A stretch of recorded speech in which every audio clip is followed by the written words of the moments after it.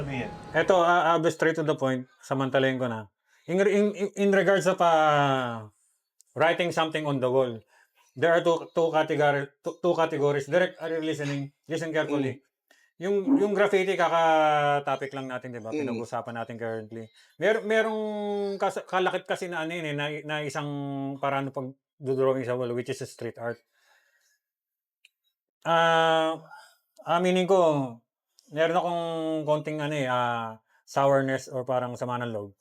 Ilan sa mga nakasabayan ko street artist, hindi graffiti artist, street artist.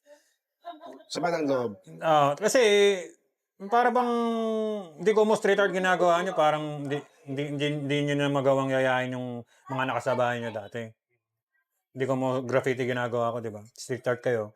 Hindi nagkakalimutan na tayo. Tapos meron pa dyan yung malalim kasi yan na usapan direct eh. Medyo personal yan. Pero kung pasisimplihin natin, aminin ko sa kanila mga street artists, huwag niyong i-consume yung streets para lang magkaroon kayo ng audience. Graffiti, the streets or the illegal walls are illegal. All generally the walls along the streets are meant for graffiti artists or graffiti writers, rather than the painters, what I call painters, or street artists. You know what I'm saying? Yung mga nakikita mong beautiful images na sa streets, mga street artists ang gumawa, hindi graffiti artists. When you say graffiti artists, when you say graffiti is done illegally, supposedly done illegally, and it's supposed to be done through letters. Not images, not beautiful images like cartoons or whatnot. Okay. So, Done illegally. Street artist pala gumagawa ng may mga pictures. yung mga permitted walls na yan. Okay. Remember, hindi sila makakagawa ng street artists, kundi dahil sa mga graffiti artists. You know what I'm saying? Dahil naging graffiti artist sila before. Kasi yung sinasabi mong four brothers na sa Italy na si Leonardo da Vinci, si Raphael, si Donatello, at si Michelangelo. Tumatrabaho yan sa mga private interior places eh. Like the chapels Yes. You will have to ask for permission before you even paint on those walls, on those ceilings, just like the Sistine Chapel. Whereas if you wanted to derive yourself from those kind of legit artists such as Michelangelo, it will never happen. You know what I'm saying? Kasi hindi pwede mag-coexist. Linawin ko lang, hindi pwede mag-coexist yung lifestyle ng graffiti writers. Dahil graffiti writers are illegally writing sa private places, the streets, the government places, the public utility places, the pavements, ganyan. Sumabay ka lang naman sa amin eh. You know what I'm saying? Nasa Philippine graffiti history yan. Nauna ang mga graffiti nauna mga tagbangers, diba? Mga tagbangers, diba? Mga writers, graffiti writers. Nauna yung mga yan. Sorry, sinabi ko na to, walang sorry kasi parang nagtaas kayo ng ihi sa akin. Ano ba yung mga opinion? Alam nila yun eh. Ano ba yung mga opinion? May isang spot dyan sa Hollywood sa Pandakan, hood ko yan. Mm. Hindi ko pinagmamayari yan. Ang sinasabi kong hood, I belong in that neighborhood. Ngayon, may barangay kasi dyan. Siguro, hindi kami nakaintindihan. Hindi ako napayagan. For some reason. Hindi ko alam kung ano yung reason yun. Sila yung parang connected kasi doon yung mga street artists niya. Sila yung parang nakagawa. Na priority. Tama yung sinabi mo. That's the right term, na priority. Negated na yung si base TDK. Myself. They negated base already for good. Yes. And what I did recently, I placed my illegal graffiti there just to show them, y'all do legally permitted pieces. I'ma do it illegally for real, the right way. So, Parang nangyari, you do your bullshit and I'll do mine. Yeah. The right way, the right way. Hindi the own way, the right way. The illegally way. Illegal, which is the right way. The right way. Highlight mo yun, the right way. The right way. Ayan. Hindi mo kapalang, pwede pong makidrawing dito. Gago, magpinta ka na lang sa canvas, bumili ka dyan, malaki. So, You know what I'm saying? In the culture... Tapos mag-claim ka, ang lupit mo. Tapos interviewin ka ng Adidas, mga signature brands. Magre-represent ka. Fuck!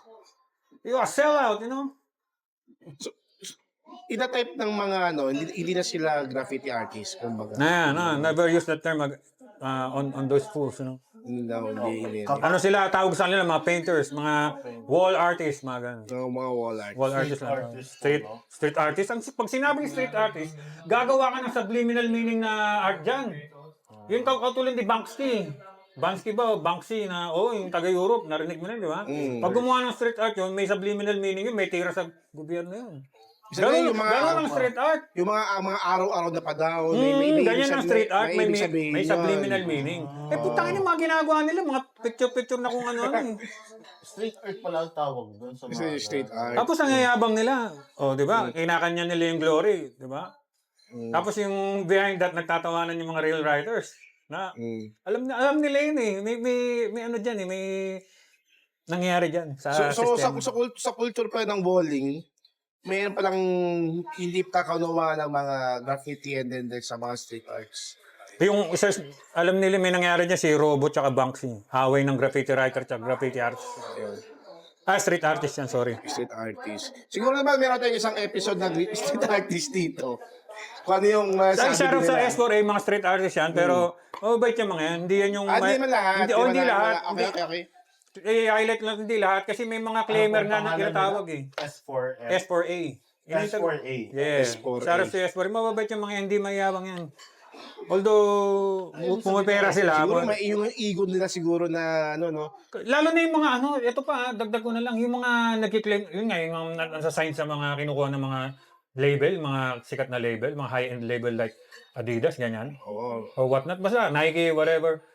Tapos hindi naman bumuno talaga sa kalsada, hindi na ho nakulong dahil sa pag-graffiti. Ako, alam mo na yung background ko eh. Yes. Putangin na, hindi na ganyan. Tapos, kukwento sila, I'm a representative of the Philippines graffiti artist. Siguro gamitin nila yung ibang term, not graffiti. Tapos makakalimot sila. Dapat di sila makakalimot. Shoutout naman nila yung mga... Ayun. Karamihan sa kanila is nagmula sa pag-graffiti. Kasi di man Sino sila? Yung mga nasa... Pumipera na ngayon? Yung mga yung mga graffiti artists. Ayun pala, yung mga street arts. Nakasabay nila yan, yung mga... Saras to PSP, respetadong street art na crew yan. Pero the rest, parang matabang. Kulang sa babad sa kalsada. Ayan. So mga street artists, babaan nyo yung ego nyo. Saka kung ano yung ginagawa nyo, dapat malaman nyo kung ano yung ginagawa nyo. It's not graffiti. Dahil graffiti is for the... Streets. Streets. Illegally. Ventilation mo yun eh. Ganito magbe-ventilate ka. Sir, pwede ba akong mag-drawing dito? Hindi ganun ng ventilation, tatakas ka. You know what I'm saying? Alam mo, Parang nung araw. yan. Dagdagan mo. Kailangan may lookout ka sa kaliwat kanan mo habang may tagahawak ng hagdanan. Just like pala yung ginawa natin music video, yung last music video natin, na may isang scene doon natin, ang takbuhan talaga. At Oo, ganon. yung music video na yon, totoong tumakbo kami doon. Bawal talaga yung ginawa niya eh. Kahit yung cameraman tumakbo din. Adrenaline rush. Kasabihin nila, may illegal lang kasi sa trail, kaya ginagawa namin. Isa na yun, kasangkapan nyo, Kuya Roel, Kuya Lo. Pero ang behind that, ang objective ko talaga yung